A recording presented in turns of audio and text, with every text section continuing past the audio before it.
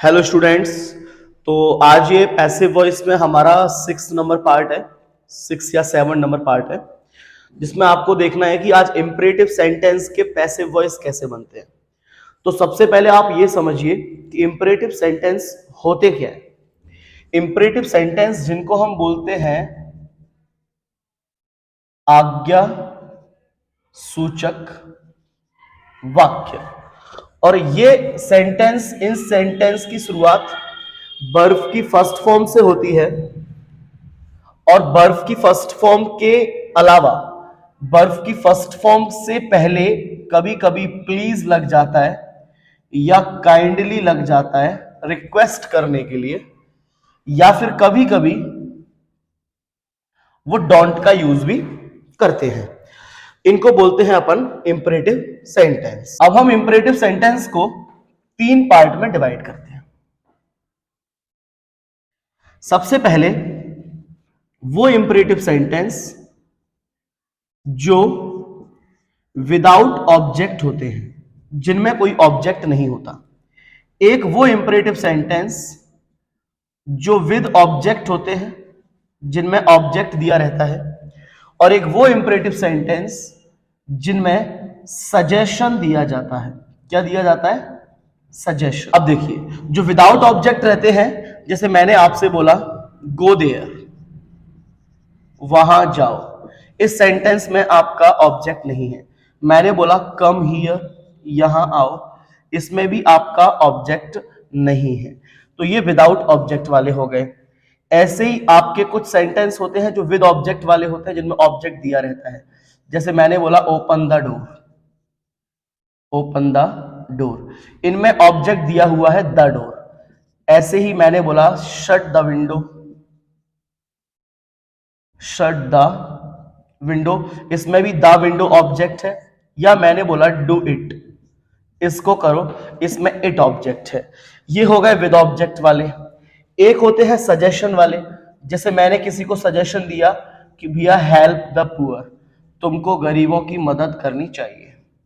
मैंने बोला, आपको एक सजेशन दिया कि ओबे योर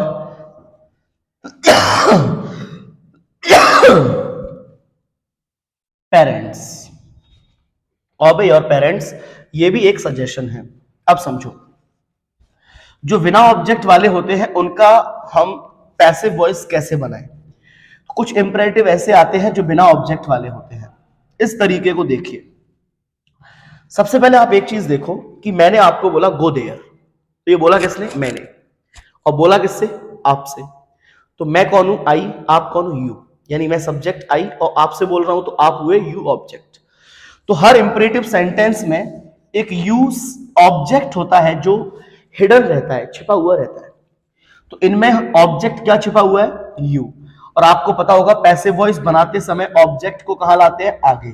इसलिए हम इनमें क्या लिख लेते हैं? पहले यू, ऑब्जेक्ट को आगे ले आए। इनमें सब्जेक्ट नहीं होता है ना, तो पीछे कुछ नहीं ले जाएंगे। अब टेंस चेंज करना है। थर्ड स्टेप क्या होता है? टेंस चेंज करना। तो आप ये देखो कि जो इंपरेटिव सेंटेंस होते हैं उसकी शुरुआत किससे होती है? V1 से। देखो ये V1, ये V1, open V1, shut V1, do V1, help, ओबे, सब V1 है। बर्फ की फर्स्ट फॉर्म से शुरुआत हो रही है। तो बर्फ की फर्स्ट फॉर्म आपको पता होगा कौन सा टेंस होता है? Present indefinite. और चेंज होके जाता है present continuous, is am are. तो यहां पे चेंज होगा इज एम आर। यू के अकॉर्डिंग क्या आ जाएगा? आर। क्या आ जाएगा? आर। बहुत अच्छे। अब सुनो, अब आप इनको पढ़ के देखो। गो देयर, वहां जाओ, इसमें क्या दिया जा रहा है? ऑर्डर। कम हियर, यहां आओ, इसमें भी क्या दिया जा रहा है? ऑर्डर। और आपको पता है हर पैसिव वॉइस में मेन वर्ब की कौन सी फॉर्म आती है? Third form. तो ऑर्डर की थर्ड फॉर्म क्या हो गई? ऑर्डर्ड। ऐसे ही यहां पर ऑर्डर की थर्ड फॉर्म क्या हो गई? ऑर्डर्ड। तो यू आर ऑर्डर्ड। अब बहुत से टीचर इसको आपने देखा होगा रटा देते हैं कि भाई आप डायरेक्टली लिखो you are ordered, you are requested, है ना, या यू आर सजेस्टेड। लेकिन आज आप समझो कि ये यू क्यों आता है, ये आर क्यों आता है ना। अच्छा, अब आगे क्या करना है आपको? टू से ये सेंटेंस को जोड़ देना है, गो देयर। इसका भी एक रीजन है कि यहां पर मैंने टू से क्यों जोड़ा। ऑर्डर एक मेन वर्ब है, और ये गो और ये कम, ये भी एक मेन वर्ब है। और जब दो मेन वर्ब आपस में जुड़ती हैं तो किससे जुड़ती है? टू से। इसलिए मैंने ये टू से बचे हुए सेंटेंस को क्या कर दिया, मैंने ये जोड़ दिया। ठीक है, तो आपको ध्यान रखना है कि विदाउट ऑब्जेक्ट वाले इंपरेटिव को हम कैसे बनाते हैं। हम क्या करेंगे, यू आर ऑर्डर्ड लिखा, अगर इसी जगह सजेशन होता, हम आगे पहुंचेंगे अभी, और टू से हमने सेंटेंस को जोड़ दिया। अब आप इस तरीके से इन दोनों को भी बना सकते हो, जैसे ओपन द डोर, दरवाजा खोलो, ये एक ऑर्डर है, तो आप सीधा क्या लिखोगे, you are ordered to open the door. ऐसी शट द विंडो, खिड़की बंद करो, ये भी एक ऑर्डर है, तो you are ordered to shut the window. Do it, ये करो, ये भी एक ऑर्डर है कि ये करो, ये कर, वो कर, तो you are ordered to do it. To लगा के डू इट जोड़ दो। अब ये एक सजेशन है, हेल्प द पुअर, ओबे योर पेरेंट्स। तो इस सजेशन को आप क्या करोगे, सजेस्टेड बोलोगे, तो क्या बोल दोगे, you are suggested to help the poor. ऐसे यहां बोल दोगे, you are suggested to obey your parents. इस तरीके से आप पहले वाले तरीके से आप इन सभी को बना सकते हो, और इस तरीके को बोलते हैं अपन पेनाशिया, रामबाण तरीका।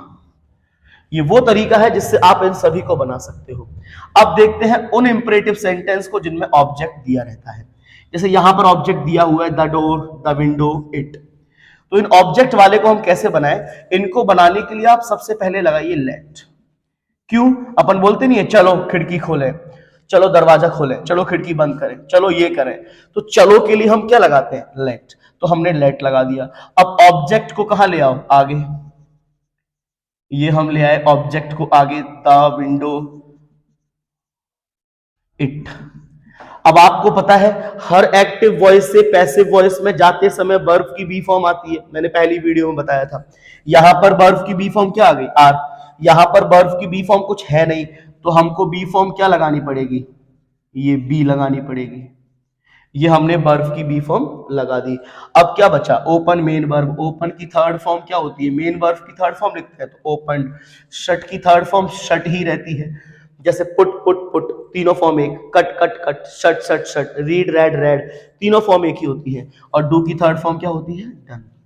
तो ये आपका दूसरा तरीका हुआ, जहां आपने सबसे पहले लेट लगाया, अपने ऑब्जेक्ट को आगे रखा, फिर वर्ब की बी फॉर्म लगाई क्योंकि पैसिव वॉइस बना रहे हो, और लास्ट में वर्ब की थर्ड फॉर्म लिख दी।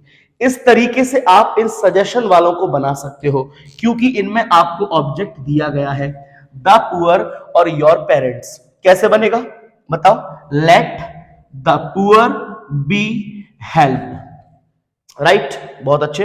लेट योर पेरेंट्स बी, और ओबे की थर्ड फॉर्म ओबेड, बहुत बढ़िया। इस तरीके से आप, इस दूसरे वाले तरीके से आप इन सजेशन वालों को बना सकते हैं।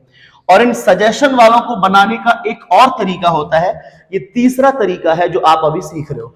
तो पहले वाले तरीके से आप इन सभी को बनाओ, दूसरे वाले तरीके से सिर्फ वही बनेंगे जिनमें ऑब्जेक्ट होगा, और तीसरे वाले तरीके से वही बनेंगे जिनमें सजेशन दिया जा रहा होगा। तो तीसरा क्या है आपका, ध्यान दो।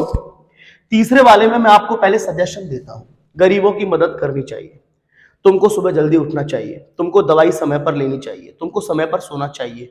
इन सभी सजेशन में मैंने आपसे क्या बोला, चाहिए। और चाहिए मॉडल के लिए आपको पता होगा, सजेशन देने के लिए हम क्या लगाते हैं, शुड। तो ये ध्यान रखो, इन सजेशन वाले सेंटेंसेस में एक मॉडल हाइड है, छिपी हुई है, शुड। अब क्या करें पैसिव वॉइस के लिए, वही ऑब्जेक्ट को आगे लाओ, तो आप ऑब्जेक्ट को आगे ले आए, द पुअर योर पेरेंट्स, ठीक, ऑब्जेक्ट को आगे ले आए। अब आपके पास टेंस के लिए मॉडल क्या है, शुड। और मॉडल का पैसिव वॉइस बनाते हैं तो सेम मॉडल को वही रखते हैं, प्लस बी लगा देते हैं, क्योंकि वर्ब की बी फॉर्म लगती है। तो ऊपर शुड है तो नीचे क्या हो जाएगा, शुड बी। इसके लिए आप पहले पिछली वीडियोस को देखकर आइए, तो आपको समझ आ जाएगा शुड का शुड बी कैसे हुआ। ऐसे ही नीचे भी आप लिख दोगे, शुड का क्या कर दोगे, शुड बी। अब वर्ब की थर्ड फॉर्म क्या बची, हेल्प, थर्ड फॉर्म हो जाएगी हेल्प्ड। ओबे की थर्ड फॉर्म क्या हो जाएगी, ओबेड। तो ये बन गए आपके सजेशन वाले। कैसे, ऑब्जेक्ट को आगे लाए, शुड हाइड थी तो शुड बी लिख दिया, वर्ब की third form helped. Your parents को आगे लाए, शुड हाइड थी तो उसको शुड बी लिख दिया, और ओबे का ओबेड। तो ये आपके 3 तरीके होगा जिससे आप इंपरेटिव सेंटेंस को इजीली बना सकते हो। तो एक ही वीडियो में, एक ही चार्ट में आप पूरे इंपरेटिव सेंटेंस को सीख गए। लेकिन अभी आपके सामने मैंने वो सेंटेंस नहीं लिखी जो प्लीज, काइंडली या डोंट से शुरू होते हैं। अब जैसे मान लो मैंने यहां लिख दिया please, please open the door.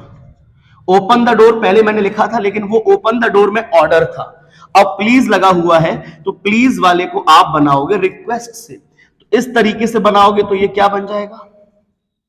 You are requested, तुमसे रिक्वेस्ट की जाती है। यू आर ऑर्डर्ड, क्योंकि यहां ऑर्डर था, यहां प्लीज लगाए तो यू आर रिक्वेस्टेड। और रिक्वेस्टेड के बाद क्या लगाओगे? टू, और बचे हुए सेंटेंस को लिख दोगे to open the door. Please को आप हटा दोगे, प्लीज और काइंडली को, क्योंकि आपने रिक्वेस्ट वर्ड लगा दिया है। जब रिक्वेस्ट वर्ड लग गया है तो प्लीज काइंडली लिखने की जरूरत नहीं है।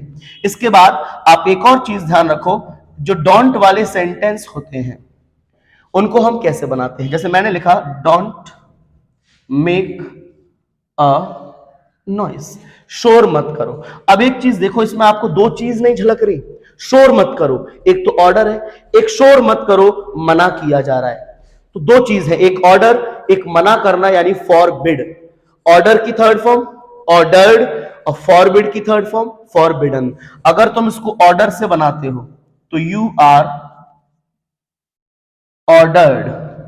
अब अपन यहां क्या लगा रहे थे इसके बाद? टू, लेकिन ये नेगेटिव सेंटेंस है तो यहां पर लग जाएगा नॉट टू, और उसके बाद सेंटेंस को जोड़ दोगे मेक अ नॉइस। तो ध्यान रखो, जब डोंट वाले सेंटेंस को ऑर्डर से बनाओगे तो आप टू नहीं नॉट टू लगाओगे, और जब डोंट वाले सेंटेंस को तुम मना करना यानी फॉरबिडन से बनाओगे, जिससे फॉरबिडन, तो ये नेगेटिव वर्ड पहले से ही है।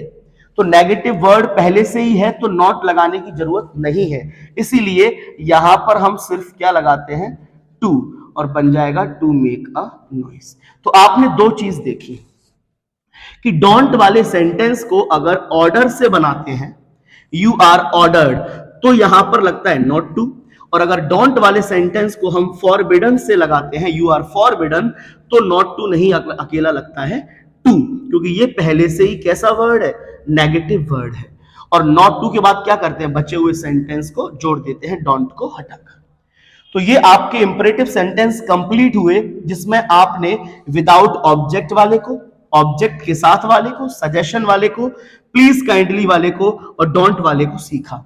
अब इसके बाद आपके एक इंपरेटिव और बचे हैं जिनकी शुरुआत होती है लेट से। तो हम अगली वीडियो में लेट से शुरू होने वाले सेंटेंसेस का पैसिव वॉइस बनाना सीखेंगे। तब तक के लिए आप इसका स्क्रीनशॉट लीजिए, इसी तरीके से आप इस टेबल को बनाइए और आप इसका रिवीजन करिए। अगर कोई क्वेरी आती है तो नीचे दिए गए व्हाट्सएप नंबर पे आप मैसेज करके मुझको बता सकते हैं। धन्यवाद।